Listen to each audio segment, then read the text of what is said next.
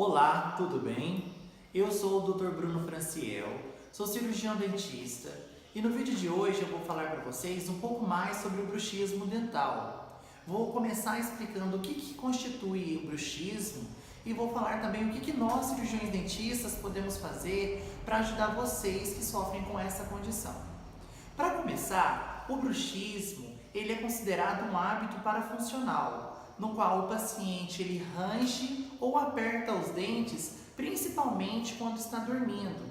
Isso é um ato inconsciente e que é bastante intensificado nas épocas em que o paciente ele se encontra mais tenso.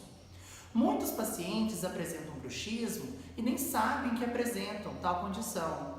Vários pacientes nos procuram no consultório com a queixa que sente muita dor de cabeça e que às vezes eles até encontram algumas dificuldades para abrir a boca na parte da manhã, com a sensação que como se tivesse tudo travado na região da face.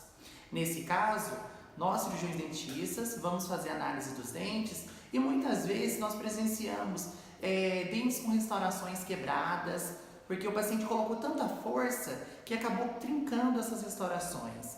Raízes dentais expostas, o dente foi bastante desgastado, em caso mais extremo, o paciente ele chega com bastante desgaste dentário.